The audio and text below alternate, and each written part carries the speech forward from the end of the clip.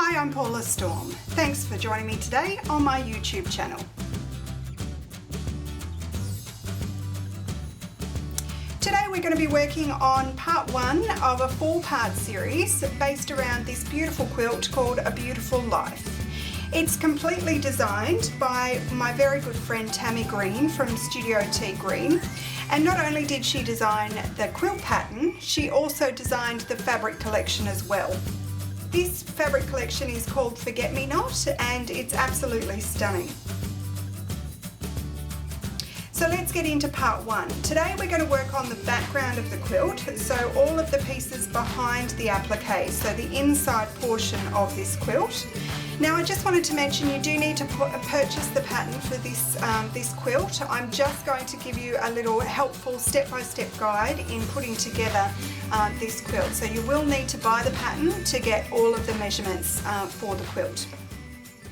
So I'm going to start with the background portion, and what we need is we need some long strips. Now the measurements are on your pattern, but it's almost the width of the fabric.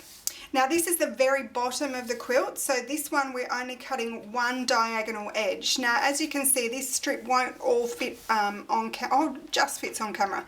So this is really quite a long strip, and what we need to do is we need to cut it on a diagonal along the edge of the piece here. So what we need at one end, we need 4 inches, and at the other end we need just a 1/2 inch. Now you may notice that my 24-inch ruler won't fit that full length of the piece. So a little trick I have for you, if you find the center point, and I've just finger pressed the center point of my piece here, if you measure up 2 inches, so take your ruler and just measure up at that very halfway point, measure up 2 inches and make a mark. Now I'm just going to use my Sewline marking pen, and I'm just going to put a little dot right at the 2-inch mark on the halfway point of this piece. Now the other thing I'm going to do is I'm going to mark a 1/2 inch at this bottom edge here. So I'm just going to measure up from the bottom 1/2 inch, and I'm going to make another mark there. And so that's going to help me get all the way across here and giving myself a cutting line. So I could mark this with a pen. I'm just going to go straight in with my rotary cutter. I'm going to line up my ruler at that 2-inch point, and I'm going to line up the other end of my ruler at that 1/2 inch point. And then I'm going to grab my rotary cutter and just cut to the halfway point. Then I'm going to stop, slide the whole piece along. And now I'm going to line up my ruler again. I'm going to go at that halfway point again, and I'm going to line up right at the tip of that other edge. So I've already cut halfway. I'm just going to cut the other half. So I'm going to go from that halfway point again all the way to the other side. So there we go, we've cut our piece in half. So you'll notice we've got 2 pieces that look very similar in size. They are quite similar. The one we want to keep is the one that's got a 1/2 inch at the bottom, not the one that's got just a tiny little point there. So I'm going to get rid of that. You can save that piece for later if you like.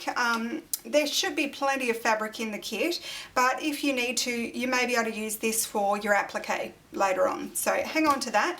But right now I'm going to get rid of that so it doesn't confuse me. So there's part one, and this is the very bottom edge of the quilt. So I'm just going to pop that out of the way, and I'm going to grab my next piece. Now the next one is this beautiful flowery fabric here. So this is the next piece, the second bottom section of this quilt. And I'm going to measure up that 2 inches from the bottom. So I'll measure up 2 inches right at the center point. So for me it's this fold right here. Okay, the next thing I'm going to do is I'm going to fold this piece in half. Now I'm doing this along the lengthwise, so along the long side. I'm going to fold that, and I'm going to be quite careful to make sure that it's quite accurate, because what we're going to do is we're going to cut both sides of this triangle at the same time. So you want it to line up perfectly. Okay, so there we go, that's lined up now. So what we need to do now is we need to mark that long edge to cut it again, the same way as we did before. Okay, it's a bit hard to see there. So I'm going to cut it the same way as we did before, but this time, because I've folded it in half, I'm actually going to leave 1/4 of an inch from the top, because we want to make sure that we have a pointy end and then a wide end. So I'm going to move this over to the center. I'm going to take my ruler and put it on the 1/4 inch mark. Because when we're left, we want to have a 1/2 inch in the middle here to join to our next piece. So I'm just going to make a little mark there at the 1/4 inch mark. Okay, so now if I straighten it out and I go back and find my 2 inch point here, that's the halfway point. So I'm going to lay my ruler on. So just to recap, I've folded my piece in half along the long edge, so it's perfectly folded in half. Then I've laid my piece out, measured up 2 inches from the bottom and measured down 1/4 of an inch from the top. And I'm just going to mark in the line this time rather than cutting it straight away, because I just want to make sure I get everything right before I cut. Okay, so there's my first mark. Now I'm going to slide it along. Now from this side we want to go right from that pointed edge, and I'm going to go to that 2 inch point in the center. And I'm going to make that mark again, going this way. Make sure that it stays nice and flat, so you get that perfect shape. Okay, so there we go, there's my marking done. So now what I'm going to do is I'm going to line my ruler back on, and I'm going to line it up with that line I've just drawn, making sure I'm going right from the point here, and I'm going to stop at that 2 inch point in the middle. So that's 2 inches up from this side, not down from the fold. We need to keep that fold intact. So these are my raw edges on this side, and that's my fold. So I'm just going to very carefully cut to the center 2 inch point, and then I'll stop and I'll slide everything along. Be very careful, you want to make sure that this stays nice and straight. Okay, and now I'm going to go from the 2 inch point there in the middle right out to that 1/4 inch point out here. So I'm going to line that up, measure along like so. So now when we open this up, we should have a triangle like this. So it should be a 1/2 inch at this end, and it should be 8.5 at this end. So that's what we're looking for the second piece. So now I've got 2 more strips here that are scrap. So we can put that to the side. Once again, you may be able to use that in your applique later on. Okay, so let's lay it out and see what we've got. So there's the bottom piece. And then we've got the second piece that we've just cut, and that they will attach to each other like so. So by folding in that halfway point, that will give you a great place to pin too. So when you come to sew it together, you can use that halfway point to stop, readjust and continue sewing. So what we're going to do is we're going to do the same thing with the next 3 pieces, because we need another 3 triangles like so. So I'm going to cut those, and then I'll come back to show you how to cut the top piece. So that's all my heels put together. So now what I need to do is cut another piece. Now this one is a bit bigger and it's a bit different. Like the bottom, we're only cutting one side. So we're not going to fold the fabric in half like we did with these triangles. We're just going to cut one edge. So I'm going to get these out of the way so I don't accidentally cut them. Okay, so this is my final piece, and as I said, it's quite big. So this is my the biggest piece for across the top. Now, once again, we need to cut the angle on this fabric. So this time what we need to do is we need to measure up 4 inches on one side. So once again, I'm just going to mark the 2 inch point on the fold here. So I'm going to pop that on top and mark that 2 inch point. Now this fabric's not directional, so it doesn't matter which way I cut, but if you're not using this fabric, then you may need to just double check which side you're cutting from. Okay, so I'm going to open this up. Now this time I need to cut in this direction. So I need to go from nothing down here up to a 4 inch point over here.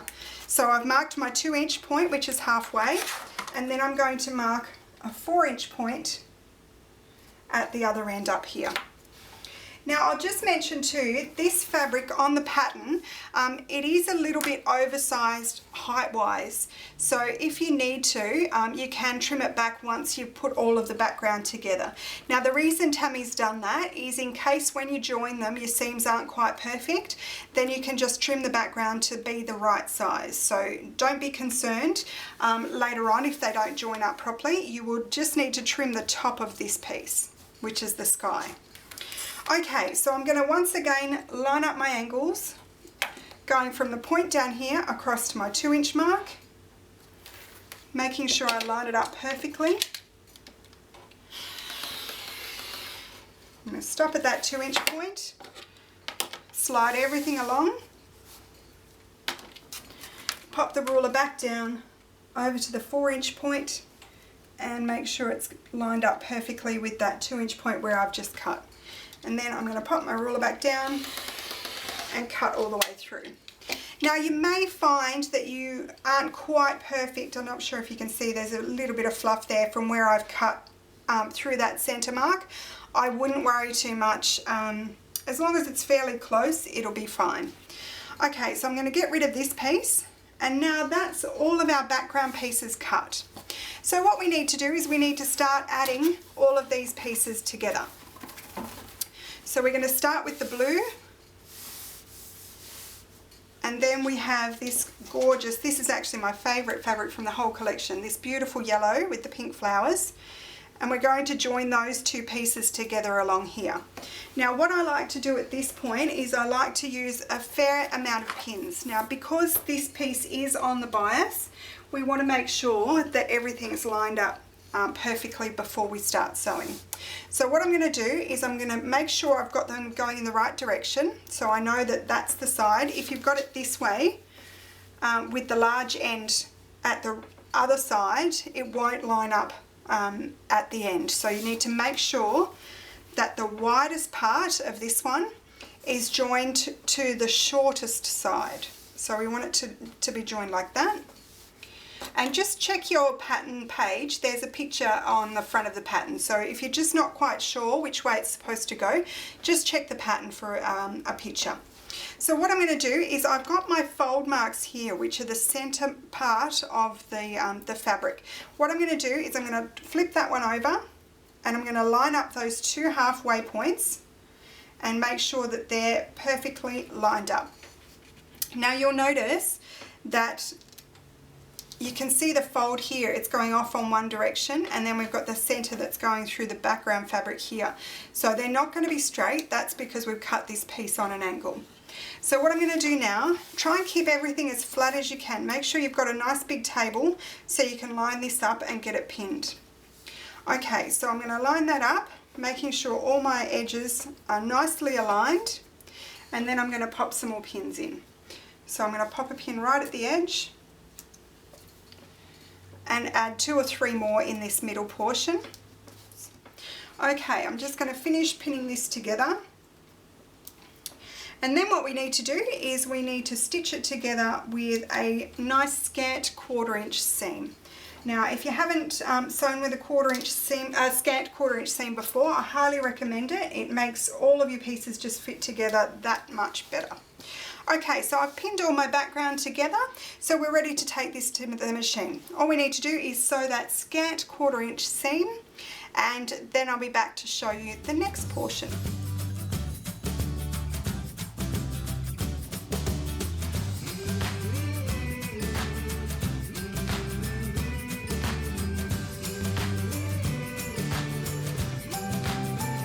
And there we go.